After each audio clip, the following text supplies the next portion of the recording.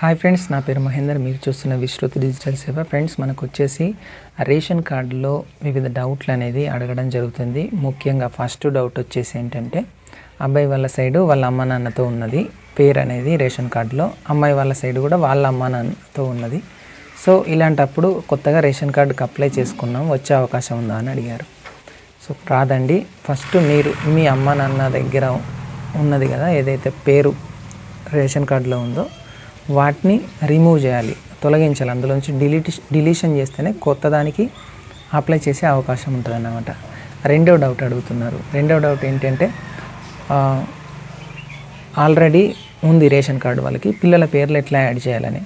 పిల్లల పేర్లు యాడ్ చేయాలంటే మెంబర్ యాడిషన్ అనే ఫామ్ దొరుకుతుందండి. మెంబర్ యాడిషన్ అనే ఫామ్ తీసుకొని మీరు ఫిలప్ చేసి దాన్ని మీ సేవలో ఇస్తే కనుక మీకు ఆటోమేటిక్గా కొన్ని రోజుల్లో మెంబర్ యాడిషన్ అనేది అయ్యి మీ పిల్లల పేర్లతో పాటు మీ పేర్లు కూడా రిఫ్లెక్ట్ అయ్యే అవకాశం ఉంటుంది అన్నమాట.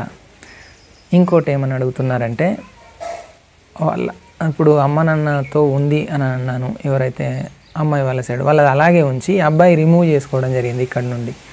సో అట్లాంటి కేసెస్లో కూడా కొత్త రేషన్ కార్డు కాదు, మీ అమ్మ నాన్నతో వాళ్ళ అమ్మ నాన్నతో ఏదైతే రేషన్ కార్డు ఉందో వాటిని ఫస్ట్ డిలీషన్ చేయించండి. డిలీషన్ చేసిన తర్వాతనే మీరు ఒక ఫ్యామిలీగా గుర్తించబడతారన్నమాట.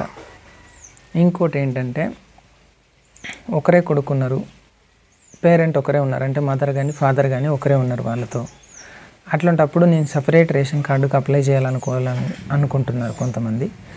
సో అట్లా అయితే కుదరదండి. ఉన్నది ఒకటే పేరెంట్, ఒకరే పేరెంట్ ఉన్నారు అనుకోండి. సో అట్లాంటప్పుడు వాళ్ళకి ఏజ్ నిండిన కొద్దీ బియ్యం తీసుకురావడం ఇట్లాంటిది అనేది ప్రహసనంగా మారుతుంది, అంటే వేలి ముద్ర వేయడం అట్లాంటిది. సో మీతో ఉండేలా చూసుకోండి. ఒకరే పేరెంట్ కాబట్టి, మీరు ఒకరే కొడుకు కాబట్టి అట్లాంటప్పుడు మీతో ఉండేలా చూసుకోండి. ఇన్ ఫ్యూచర్లో వాళ్ళకి కూడా బెనిఫిట్ అనేది ఉంటుంది.